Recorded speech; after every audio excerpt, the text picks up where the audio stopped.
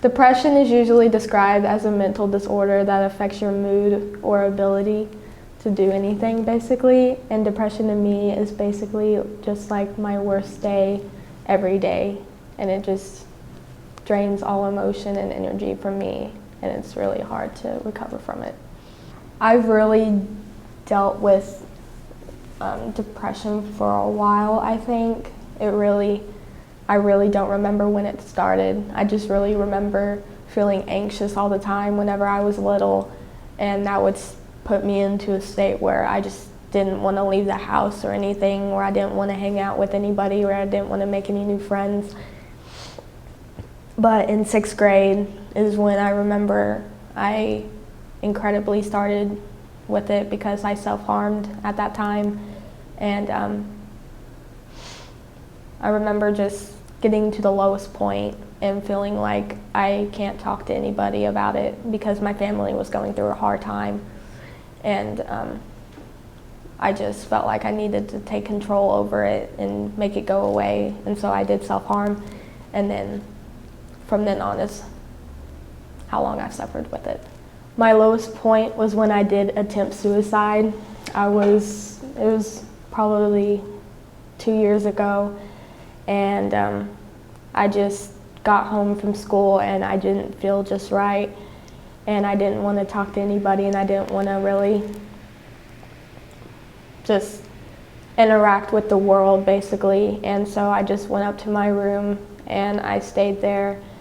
And I did try to talk to people, but I just kind of was just like, I just need to go ahead and end it now. And I overdosed, but then I woke up the next day and I was okay. And I just lived on that day like normal. It has affected my life by making me see things that are normally what normal people don't see, basically. Gives me thoughts of utter destruction and utter pain when other people can just live about their day and not have to worry about having the energy drained from them.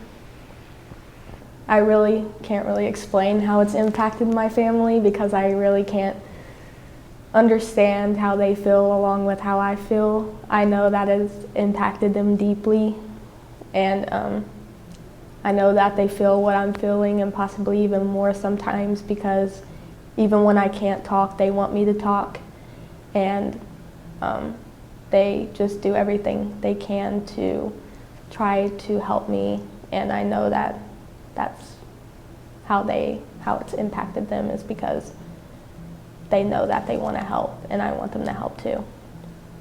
The biggest misconceptions about depression are normally just people wanting to say that they have it for attention, that they normally just want to say that they're having a bad day or they're depressed or they want to kill themselves because they want to find attention in the world that they don't normally get, even though when someone is depressed, they need attention and they need someone to talk to.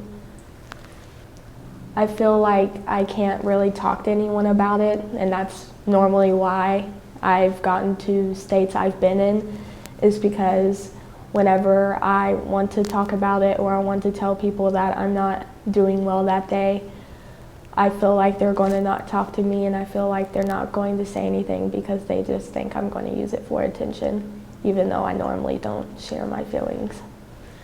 Well, back in October, I went to a psych ward called Stoner Creek, and I was able to find then help that I was able to get.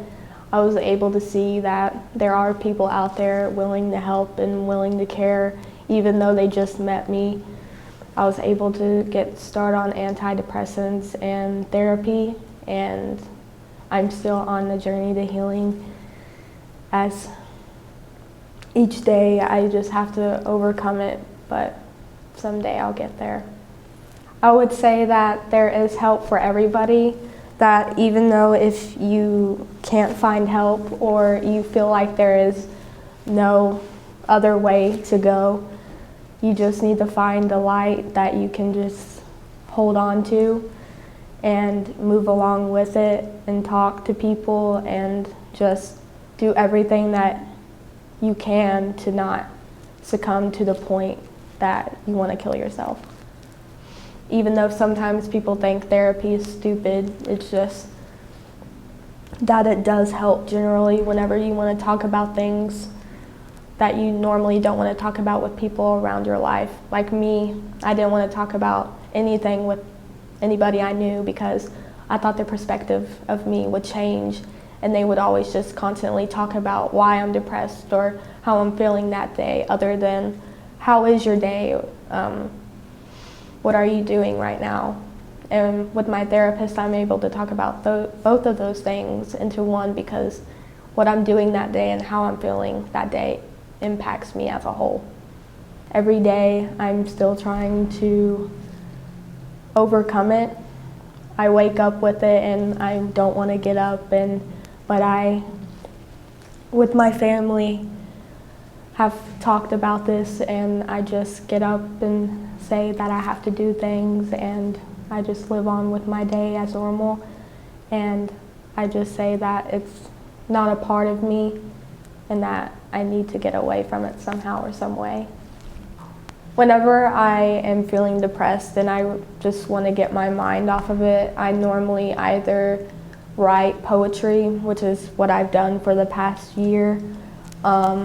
I read sometimes, I listen to music, I talk to my sister because, I mean, she's my other half, so I know she knows what I'm feeling, and I play softball. What I like about writing poetry is that I'm able to put words into my own perspective and put them in ways that normally people don't put them into. I'm able to post them online and share them with the world. I'm able to say them out loud and let people feel what I'm feeling. I'm able to help people through my writing, which is what I've done previous times. And basically, I like how it just gets my mind off of things and puts things that are painful into a more beautiful perspective. Well, my tattoo means is my hands holding my family's birth flowers.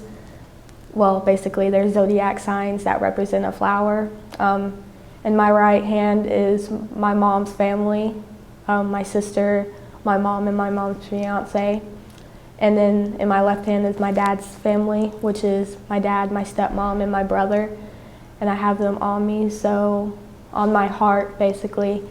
So I know that they're running through me, basically, because, I mean, your heart pumps all the blood in your system.